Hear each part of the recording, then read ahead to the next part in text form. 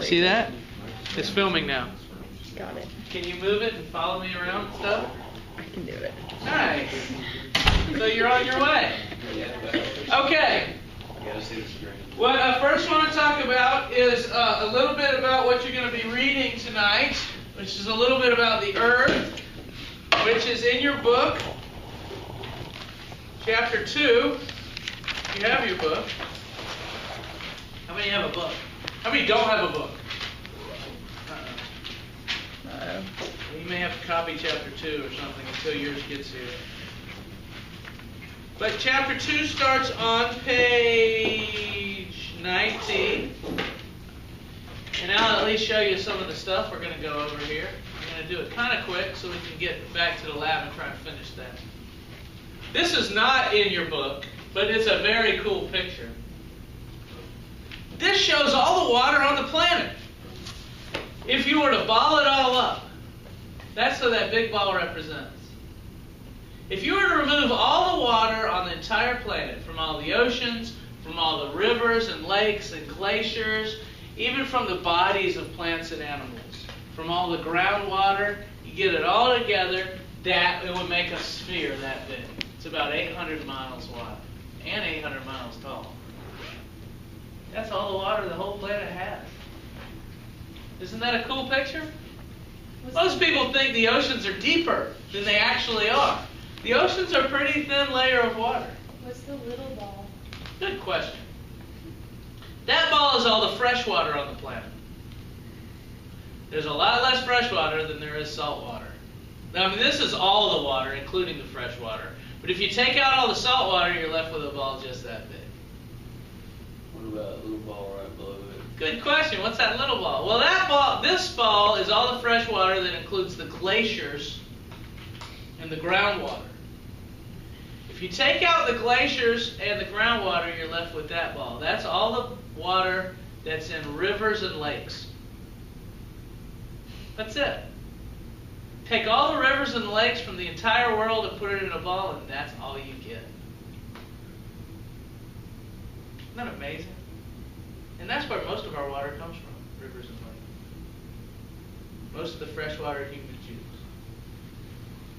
And you look at that little ball and you say, no way, all the rivers and lakes, I mean the Mississippi, what about all the Great Lakes? Those Great Lakes are huge, they're bigger than that little ball. Nope. Because that little ball, if you spread it out, those Great Lakes are only 300 feet deep. That little ball is a 35-mile wide ball. That's about the size of the city of Atlanta, sitting right on top of Atlanta. And if you spread that water out, it will fill all the lakes and rivers and the entire earth. Isn't that cool? It's a great picture, and it gives you some idea and some appreciation of the size of the earth. I mean, the oceans are deep, but compared to the size of the earth, the oceans are shallow. They're deep compared to the size of us. They're shallow compared to the size of the earth. Isn't that cool? Here are the oceans. Do you know all the oceans? The Pacific, that's the biggest ocean. Man, that's big. The Atlantic, that's pretty big. The Indian Ocean is smaller than the Atlantic, but it's decent size. You have your Arctic Ocean up north of all the continents. It looks a lot bigger on this picture than it actually is. It's because this picture kind of spreads out what's on the top and the bottom. In other words, this is Antarctica. Antarctica actually isn't the biggest continent. It's about the size of Australia. And then the ocean that surrounds Antarctica is called the Southern Ocean. And they really don't talk about that much in grade school. It's actually made up of some of the Pacific, some of the Atlantic, and some of the Indian, but they call that the Southern Ocean. It's not an official ocean, but a lot of scientists refer to that. Here are the size and depth of the major oceans. Pacific, Atlantic, Indian, Arctic. See, the Arctic's a lot smaller than any of them. The Pacific is not only the largest, but it's also the deepest. The average depth, 13,000 feet is the average depth of the Pacific Ocean. That's almost 3 miles deep. 2.5 miles deep. That's the average depth. So the areas near the coastlines that are shallow aren't very wide. Most of the ocean's pretty darn deep. If a boat goes down, you aren't going to find it. It's going to be way down deep. The deepest part of any ocean is the Mariana Trench. Have you ever heard of that? 36,000 feet deep. That's like 6 miles deep. Can submarines go inside? They've made a couple submarines that can go down there and not be crushed. A normal submarine, like a Navy submarine or something like that, no. They can only go a few hundred feet deep. Can they go to the very bottom? They've actually sent a submarine to the very bottom of the Mariana Trench. It's a special one that's real little and only one guy can fit in it. And it's just recently been done. Where's the Puerto Rico trench? Is that like in the Gulf?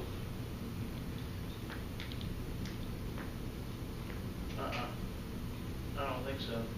I don't know where it is. I'll have to look that up. It's pretty deep too. And these trenches form because of the movement of plates.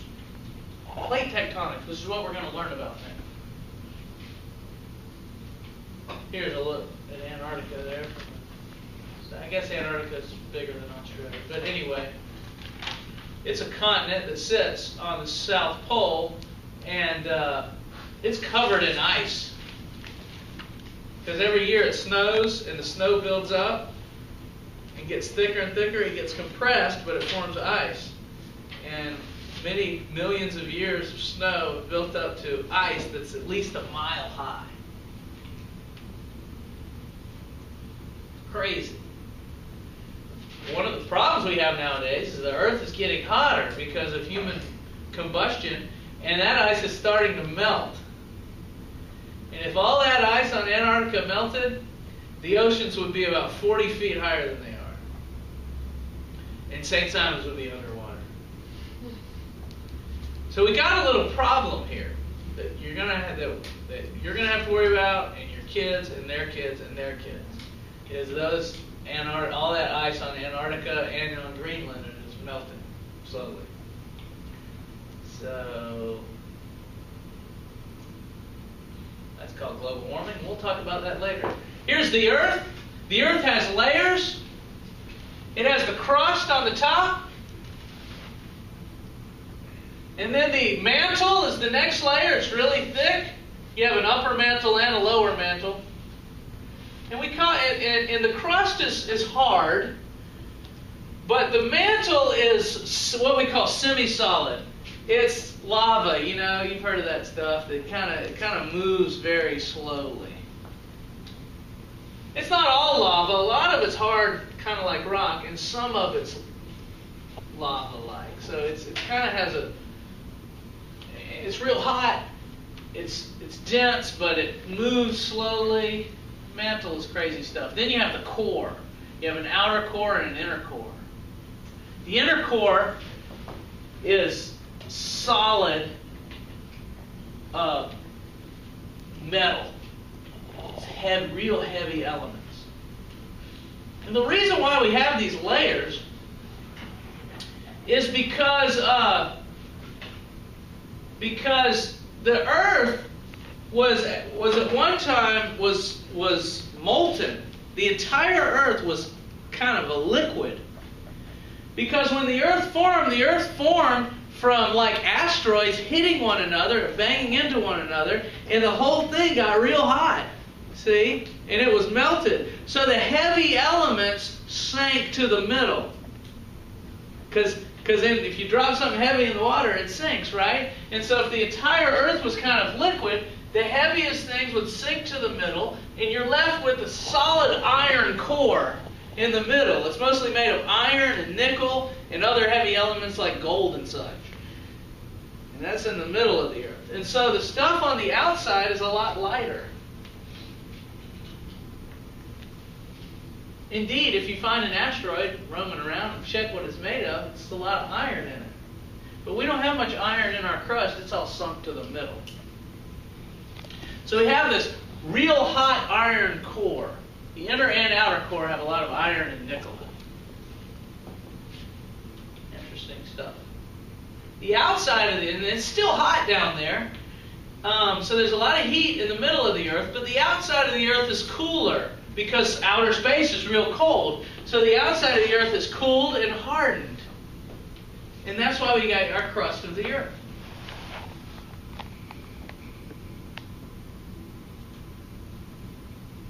Now the crust of the Earth has two types. There's two types of Earth's crust. There's oceanic crust and there's continental crust.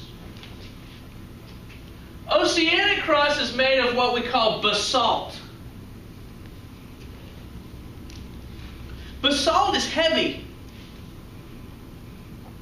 So the oceans, the crust that makes up the bottom of the oceans is heavy and sinks down and sits down below the continental crust, which is light. The continental crust is made of granite. This is a table from your book, by the way. Granite is lighter than... Excuse me. Granite is actually lighter than basalt. You think granite is heavy, right? You think granite, like a granite countertop, that's heavy. It's actually light compared to basalt. So in other words, what our continents are made of is lighter than what the bottom of the ocean is made of. So the bottom of the ocean sits down and the continents sit up. And water fills the space between. That's why you have the ocean water going about 300 feet, filling up the space there. And then the ocean crust sits below it. Isn't that interesting? They're both floating on top of the mantle, which I said is like semi-solid, is like lava. So the continental crust sits high on top of the mantle, and the basalt sits low on top of the mantle, the oceanic crust. And they're both kind of floating on the mantle. Isn't this cool? This makes sense, doesn't it? That's why the ocean floor is lower. Where'd all the water come from? Any idea? Where'd all the water in the oceans come from? Most of it actually came from comets that bombarded the Earth early in the formation of the Earth. Comets are big blocks of ice floating around in space. And they hit early when the Earth was forming. There were thousands of them just hit the Earth, and they kind of burn up. When they hit the Earth, they'd explode, and all the water would go everywhere and turn into a gas. And then it would rain down as it cooled. And that's where you get all the water. And so, yeah, it kind of did come from the atmosphere, because when it hit the Earth, it explodes, and you got a lot of gaseous water in the atmosphere that then rains down. So about the first 400 or 500 million years that the Earth was here, it was raining the whole time. What a freaking nightmare that would be. And that formed all the oceans. And most of the water sits above the oceanic crust, because that sits down lower, you see. And only a little bit of the water is on the continental crust. When some of it evaporates and goes over the continents and rains down, it'll sit on the continents a little while in rivers and lakes and streams. And some of it soaks into the ground of the continents. But eventually it'll all run back into the oceans. God, y'all are learning so much this class. It's just awesome. Oh, and guess what? The continents and oceanic crust, they don't just sit there in one place. They move. They float around on top of the mantle. We call that continental drift. You ever heard of it? A guy named Alfred Wegener proposed it in like 1918 or 1938. 1912? Okay. I couldn't remember the day. And he said, you know, the continents were once all together and then they moved apart. And everybody laughed at him and they said, Alfred, "What are you thinking? Continents don't move." And he said, "I think they do." And he was right. And it took a lot of years for that to catch on. But check this out. We know, look, the mountain ranges here match the mountain ranges here. The fossils that we find here match the fossils that we find there. Same with here and here. The rocks here match the rocks here. And it goes all the way up. And they can figure this out and kind of go backwards in time and figure out how everything fit together. And indeed, they were all once together because the continents move around. And the oceanic plates form and then disappear. They aren't always like they are. And there's a great little video showing how this happens that I want to show you here before we work on our lab.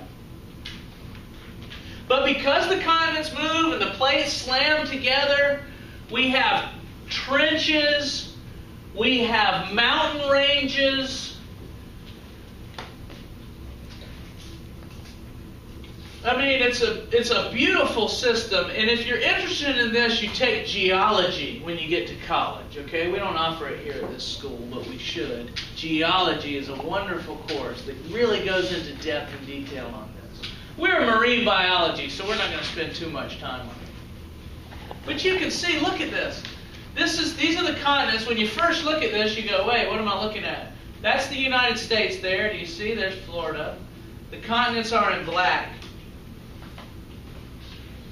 And the surface, what's under the oceans here is in green and purple. And you can see there are mountain ranges under the ocean. And that comes from when these oceanic plates come apart. The oceanic plates actually move apart from one another.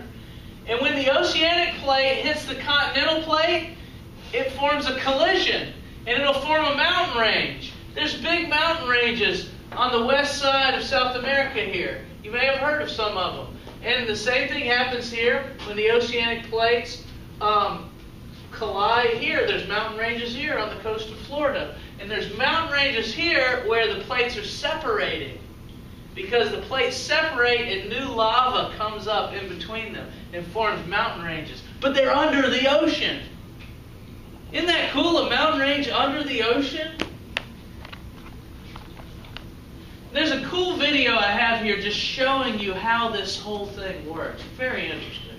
It's only a minute and a half long, but it's one of the most beautiful things I've ever seen. Except for this class. I mean, looking at y'all are unbelievable. Just gorgeous. Alright, here we go. You ready? This kind of explains in 1 minute the whole thing. It happens because hot rock rises, heated by the Earth's core. That's the mantle. Near the surface, the rock spreads in 2 directions and goes sideways. It begins to lose heat. Eventually, the much cooler rock sinks back down. Through this spreading process, the Earth's crust is very slowly dragged apart. And it's this that ultimately causes the continents to move. Where the plates collide, the rock on the seafloor containing carbon from the dead plankton is carried deep into the earth. As it descends, this layer of rock is heated, so the rock melts, releasing carbon dioxide. And gas is returned back into the atmosphere during an eruption.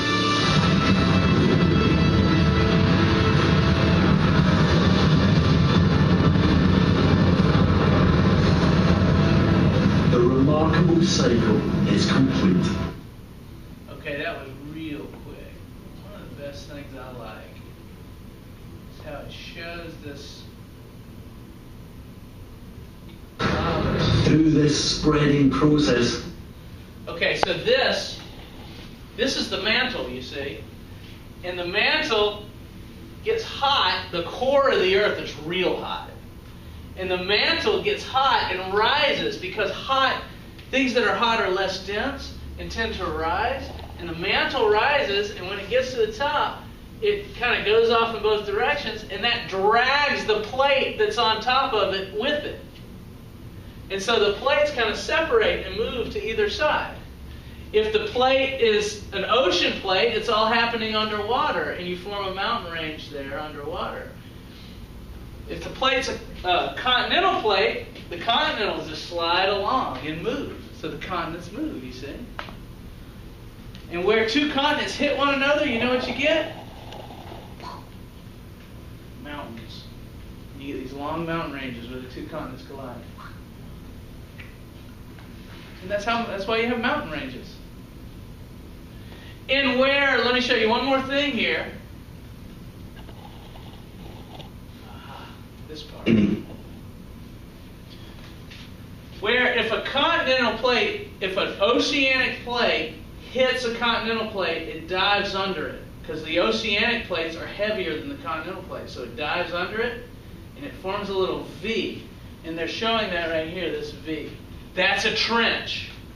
The Mariana Trench is one of them. It's a real deep trench where the basalt is going under the granite, and it forms a little V shape, and that's a long trench, and it's real deep. 6 miles deep. The water sits over all this. And that's a deep trench. And that's why we get those trenches. This plate is diving under this one, you see. And when this plate dives under it, it gets down where it's real hot, and the rock burns up, and some of the lighter parts float up to the top, and you get volcanoes. So you always have volcanoes near trenches. There's a line of volcanoes going along Japan there. And that's why you see there's a trench offshore from Japan and a line of volcanoes near Japan. And guess what? When these plates are rubbing against one another, guess what you get? When a plate rubs past another one, you get earthquakes. You feel it. You feel the plate slipping. It's like, put your two hands together real quick and push real hard. Do it for me. Put your hands together, Naoka. Push real hard, and then try and slide one of the hands, and you'll feel it. It'll slip. It'll just all of a sudden slip. Imagine two plates going along. If one of them slipped and you were standing on it, this plate slips suddenly, and whoa, the ground moves. And it happens all along, you see? And so you get earthquakes in areas that are like this. We're not like this over here, but on the West Coast, it's like this. There's a plate going under another one, they slip. Isn't that interesting? This is great stuff, y'all. Look, they show where two plates are connected together, and they often slip right there. The San Andreas Fault. Has anyone ever been out there? All right, so you're reading tonight, you're reading pages 18 through 25. Can you handle that? 2 of those pages are just pictures. So make sure you read that. You can turn off the video. You know how to do that? Push the button in the middle. The middle one. You want to say last word? Bye.